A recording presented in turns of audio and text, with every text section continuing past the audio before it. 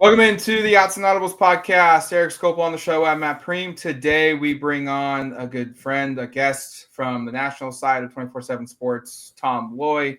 Covers all things recruiting for us. Tom, man, how's it going, man?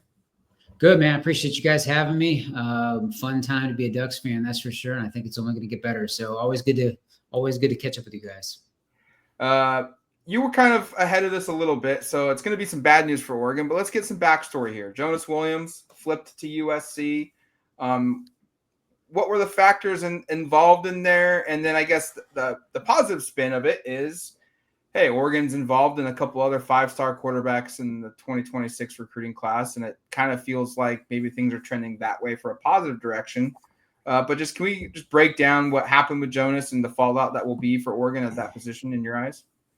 Yeah, I think that if you just look at it on paper, he doesn't show up to Oregon's big junior day event. He shows up at USC. I think that's kind of the writing was on the wall at that point that something was going on. But this was interesting. Like Jonas, the first time I talked to him and really met him in person, roughly this time last year, he was all about Oregon. It was really Oregon, Ohio State. He mentioned Bama and a couple other schools, but Oregon was like that dream school with the big heavy hitter for him. So not exactly sure what went down or what, because so then like kind of fast forward, he obviously commits, he's locked in.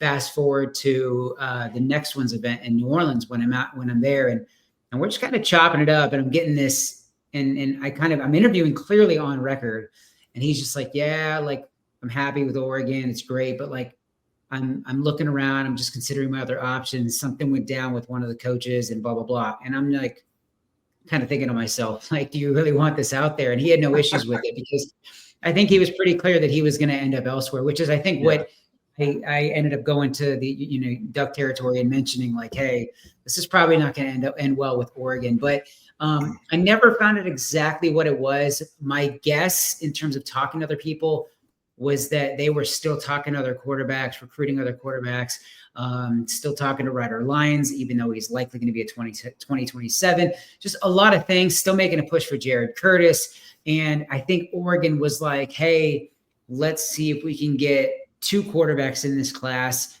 But either way, if we keep recruiting a Ryder Lyons or we keep recruiting a Jared Curtis and then Jonas Williams doesn't want to come, then, whatever. As long as we end up with one of these guys, at least we kind of cover all of our bases. So then obviously he shows up at USC and I'm kind of tipped off like, hey, this is probably going to end up well for USC. And obviously he ends up committing there. So really nice pickup for USC. I like Jonas a lot. I've seen him multiple times in person. He won the accuracy competition at the next one's event in New Orleans.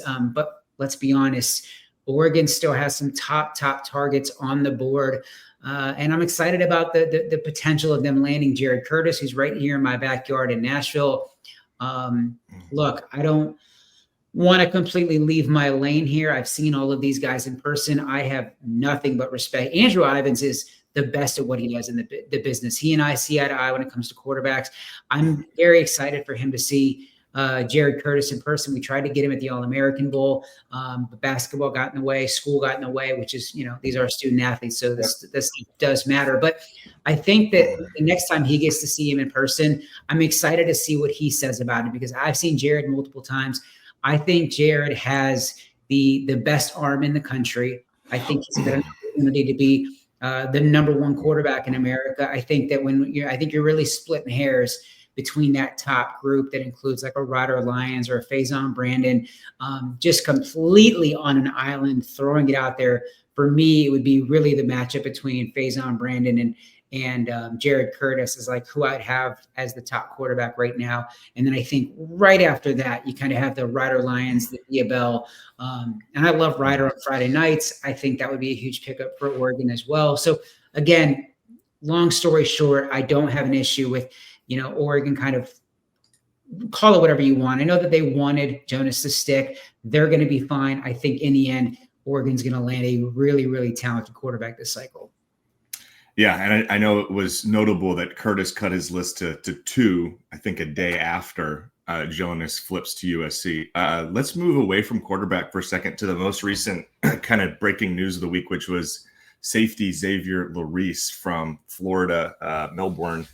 Wednesday picking the Ducks. That was a bit of a surprise for us, I think. Can you give us kind of the lowdown on this prospect and kind of what his reputation might be in that part of the country? I was kind of watching him. He reminded me of like a Tyrone Matthew, Buda Baker, off-ball safety, really good playmaker, makes him just kind of always around the ball, good ball skills. Kind of what can you tell us and our listeners about this player? Yeah, this one definitely came as a surprise to a lot of people. It was I think it really surprised Oregon, and not necessarily the fact that they got him, but more the timing of everything. From what I've gathered, this is a guy that a lot of schools were concerned about his size, but not Oregon. Oregon, I would say that Oregon kind of said, we want you in the class. We're going to greenlight your commitment. We'll get you in now. If you wait too long, your spot's probably going to be gone. So he got the green light and he decided to jump in the mix, and good for him. I mean, this is a guy who's explosive in the secondary. He's got a lot of juice to him. He seems like, from getting to know him, talking to him for the story, he's really smart. I mean, the kid's intelligent, and it shows up on tape too. You can see he's instinctive, a heady ball player. He's got range, and then you kind of like ask some people in Florida around him. You talk to some other people around him, some people at Oregon. They see him as a future captain, like that kind of kid, very intelligent leader, just a terrific all-around kid. But let's be honest, the one quote that really stood out to me was when I asked him, like, hey, are you done at this point? He goes, we'll see if I take some other official visits. Right now, I'm just focused on Oregon and, preparing for my senior season. So the one school to watch in-state would be Florida State. And then out of that, you got Notre Dame and Auburn. Those are the 4 official visits he had set, including a trip to Oregon. So I think Oregon should be excited about this addition, but we'll see what happens in the coming months. If he takes strips, Oregon may be like, hey, like we're gonna cut ties here. We thought you were done with your process. We'll see if he takes another visit, but I do think that this was a really nice pickup for Oregon. Trying to flip guys, let's talk to Chris Henry Jr. You've talked to him a couple times. He was one of the guys that showed up for Oregon's Junior Day event end of January. We talked about Jonas Williams not making it. Henry did, despite him being committed to Ohio State. But shortly after now, Junior Adams, Oregon's receivers coach, has left, landed the job with the Dallas Cowboys at the NFL level. Oregon's hired Ross Douglas from Syracuse to replace him. Brian Hartline, who's his primary recruiter at Ohio State, has been elevated to OC there. Just a lot of change. What do you feel like this has all impacted Oregon's chances, or is this only strengthening the grip that Ohio State has because their position coach, who he's currently committed to, is now just kind of entrenched himself even more with the Buckeyes? Yeah, I think that's more beneficial to Ohio State recruiting than it's detrimental to Oregon when it comes to Chris Henry. The more I talk to Chris, man, I do think it's going to be difficult to flip him from Ohio State because he sees the path for him. He's seen everybody ahead of him, high profile prospect, ball at Ohio State, and then go on to the NFL and be an early draft pick.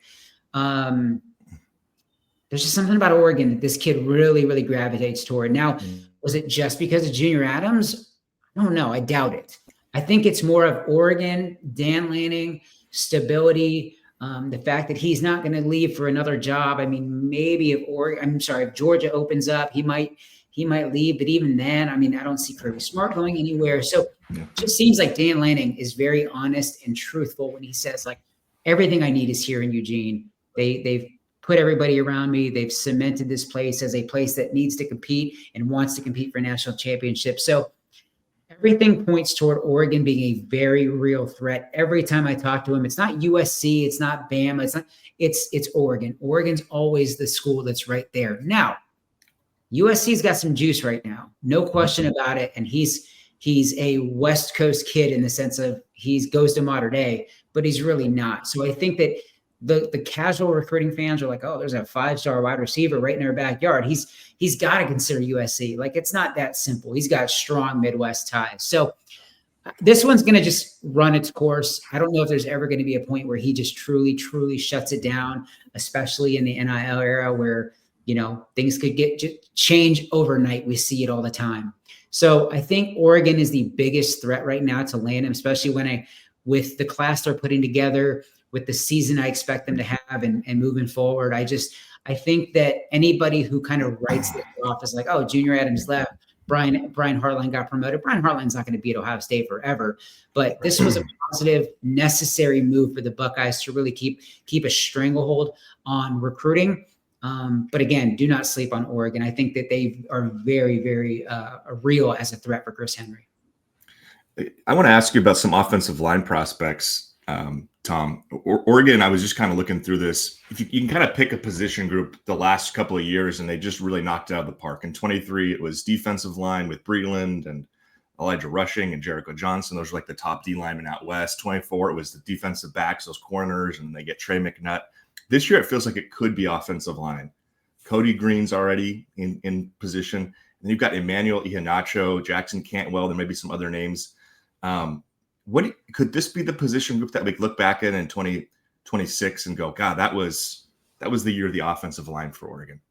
Just before we get into O-line, you mentioned Trey McNutt. I saw him this past week in Atlanta at the Sevens tournament. He was there with Rowe and the Fast Houston gang and all those guys. And that dude is rocked up. I mean, I don't know what changed since he finished high school and got to Oregon, but he is packing on the weight and he looks great. I mean, he's going to play a ton as a freshman at Oregon. Just wanted to make that clear. Like, this dude looked way bigger than the last time I saw him. So just wanted to get, Oregon fans pretty fired up about that one. But back to O-line, Cody Green is obviously the guy that they are doing everything they can to keep. Watch out for Texas. I mean, this is a top priority for Oregon. They want him in the class. They do not want to lose him. But, talk to him at the next ones in New Orleans. And he was talking about potentially taking a USC visit, definitely taking a Texas trip. But this is a guy that Oregon absolutely loves and wants to keep in the class. So that's really where it starts. Got him in the fold, and you got to keep him there.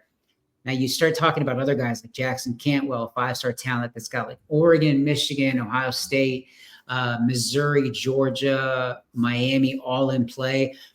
I'm probably not giving Oregon as much credit as I should at this point. I was talking about them heavily over the last couple months, and I think that Nike is going to be a factor. I think he's represented by Drew Rosenhaus, and obviously they're not going to be ones to just sit back and be like, oh, I'm from Missouri, I'm going to go to Missouri. Missouri is a very real threat. They do a great job with NIL. They do a great job as a coaching staff with relationships. And Missouri's a factor. Georgia's a factor. He's been there 5 times. But I think people need to make sure that, hey, keep an eye on Oregon. He's got a ton of interest in potentially playing for Dan Lanning. Again, I talk about coaching stability. That's a big factor here. So Elite Terry, those guys are doing a really good job. So Oregon's a big threat there. That would be a huge, huge win. And then you got another 5-star in Emmanuel Iheanacho, who's looking at Oregon, Maryland, Georgia, Penn State, and Alabama. I think that the smart money, the safe money, Maryland or Penn State at this. But I think that this is a kid that is very open to leaving the East Coast for the West Coast. I think that Oregon is a real threat. I know for a fact that they once led for him. I don't know if they still do. But again, that is a guy that Oregon fans need to continue paying attention to. Kind of looking at the board, you got John Turntine III. I think that's going to be a tough pull from the state of Texas. I think he's got some strong ties there. Oregon's definitely in play there. Kenai Pepe out of IMG in Florida, another one that might be too difficult of a pull. But again, Oregon's absolutely in it. You got 4-star O-line Tommy Tofi is a guy that could land from California. I asked a couple sources about guys that we need to keep an eye on for Oregon O-line recruiting recently when I was kind of looking at the board. And the 2 names that I was given were Grant Weiss from Florida, a 3-star offensive lineman, and Jax Tanner from Idaho. Those 2 names Oregon fans need to continue tracking closely. But so if you kind of put together a class, say you just split with Cantwell and Iheanacho, I mean, that's obviously a massive win either way. Right. You get Cody Green, you keep him in the fold, and he doesn't flip to Texas. Then you land maybe both of Weiss and Tanner. You're talking about one of the more talented offensive line groups in the country. And then if we can go back to quarterbacks, one of the keys here is probably, hey, if you can get an early commitment from a guy like Jared Curtis, who's probably 2 months from making a final decision, I think he's going to take the 2 spring visits and likely be done as soon as those trips are over. If you could land a guy like that, just talk to Emmanuel when back in. he ran off a bunch of quarterback names across the country that he pays attention to. So it's clear that these guys want to be around other talented prospects. So if you can land a big time prospect at quarterback like Jared Curtis, the domino effect of landing playmakers at the tight end position, wide receiver, and especially the offensive line, I think you're going to see that quickly once you secure a quarterback. Kendra Harrison, a 4-star athlete, tight end, also a 4-star hooper. He's from North Carolina, committed to Oregon a while ago. A little surprising when he pulled the trigger that he was ready to go to Oregon, I think. I'm not surprised that he was high on Oregon, but just that far, that early, and pulled the trigger. What do you like about Kendra Harrison? And I guess the second part of the question is Oregon needs a second tight end. Mark Bowman's in play. Brock Harris is in play. They've got a couple other offers out to some guys. Just kind of what are your thoughts on just the position as well from trying to find a second guy to pair with Kendra Harrison? Yeah, I don't really have any names right now at the tight end position, but I think with Ken, and it's going to be difficult when people get a look at Kendra and they're like, I don't know if I want to go compete with that guy day in, day out. I mean, I sure wouldn't. No. With Kendra, so I saw him last year, last fall. I went down for David Sanders Jr.'s commitment, hosted that in Charlotte, and got a look at Kendra, and you see it. Like, you get it right away. He's a great kid, kind of a nice to deal with, enjoyable interview as he continues to get more comfortable with the process. But I thought at the tight end position, he left a little bit to be desired. What really stood out to me, and just to touch on that a little bit more, I don't think that they had the greatest passing game there. So I think that once he gets to Oregon, once he gets to college, I think you're going to see the true Kendra Harrison come out. What really impressed me about him was they needed a big play on defense, and Kendra went in off the edge, and he plays both ways, which is obviously a huge plus as well. But you kind of watch him. They were in a close game, and it was like, all right, I'm Kendra Harrison. It's time to take over, even if I'm not getting the ball a ton on offense. And you just see him just getting after the quarterback and just relentless pursuit. And you see the quickness, you see the speed. And I'm kind of like looking over at one of my colleagues that was there. I'm like, this dude might be even better off the edge than a tight end. I know, like, mentally, the way the kid's wired, he's a scorer on the hardwood. He's an offensive kind of guy. So I get that he wants to play tight end. And I think he could be an absolute freak show once he puts it all together. So again, I think it's going to be difficult I think you'll eventually pair another tight end with him, a guy, especially that's a key blocker, a guy you want to help, yes, in the passing game, but primarily to really boost the rushing attack. Because I think Kendra is more of a wide receiver playing tight end than a tight end, a true tight end. So a lot to like there. I'm excited to see the light come on for that kid in the next 12 to 24 months, because again, if he wants it, he could be 3 years down the road the first tight end off the board. Yeah, he has such an incredible frame. We saw him up here for junior day, Matt. Like he looks like it almost like he's working out. I was going to say it looks like, but it was almost like watching an NBA player walk into an arena. Just the body type and the build and like the charisma. It's just different for a teenager. I mean, we talk about players all the time wanting to play two sports, and football to basketball is the hardest one to do. Yeah. Just because how quickly the transition has to happen. And it's happened a couple times at Oregon, but none of them. Most recently, Josh Connolly tried to do it. Yes, didn't even get onto the practice court his freshman year because of how hard the transition was going to be. Kendra Harrison feels like the one that has the body type that could pull it off. He and the skill set. Like Connolly, Eric Adams were like, hey, we'll let you try to play basketball if you want to come here. Kendra Harrison could say, I don't want to play football, and have a bunch of Power 5 schools after him for basketball. Without question. He's there. But yeah, he's a different dude. Yeah, no question. Last one for me here is just, I know it's way too early because the 2025 class, we just poured dirt on that like 3 weeks ago. But to kind of and gauge what Oregon's ceiling is in this class. So I think originally I had in my notes, like, could they finish number one? Well, they're number 2 right now, so it's probably plausible. But like, when you just look around the 26 class and what you're hearing about Oregon, what's the general feel right now? What are you kind of hearing and saying about what Oregon kind of is working on this cycle?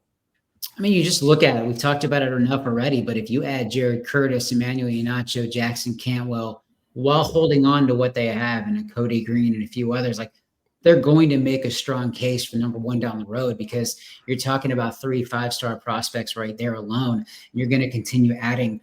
When you add top playmakers want to join that class. So they're absolutely going to make a strong case for number one down the road. But again, that's up to Dan Lanning and the staff. They have to close.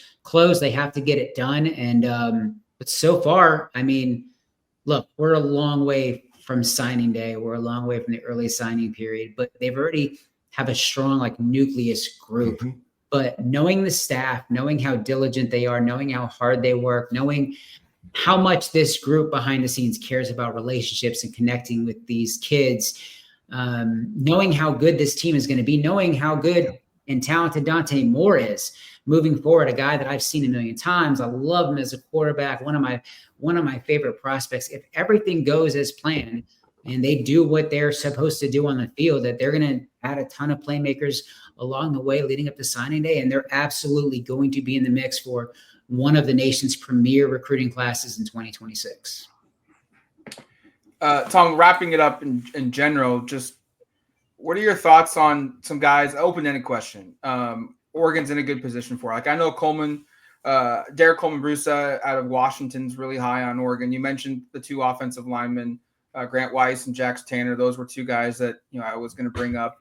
Are there any other players that you feel like, hey, like, commitment's not necessarily imminent, but Oregon's doing a really good job, and while they're in a really good spot, and keep tabs on these guys?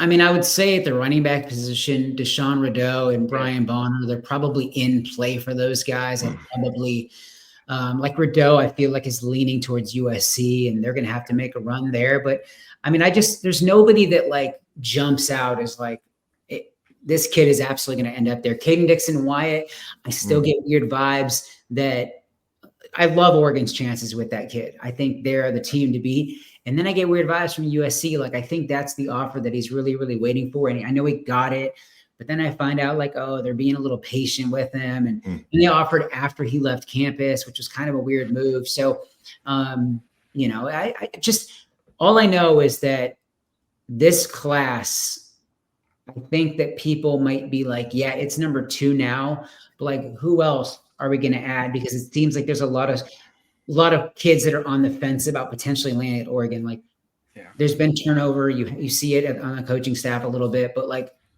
this is not a group of coaches that I would bet against by any stretch. I think that Oregon fans, it may not have had a ton of buzz lately, and especially on the West Coast, like, it's all about USC right now.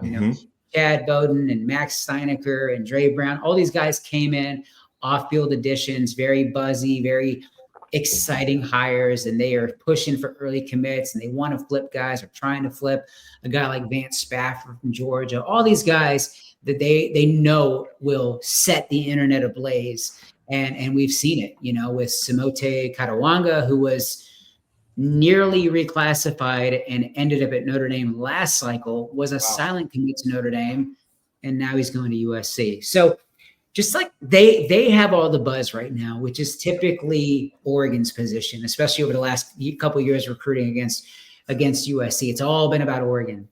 Now it's about USC. I think that people just need to take a breath, relax. Like, we're still Oregon, still get Phil Knight. We still do a great job when it comes to NIL.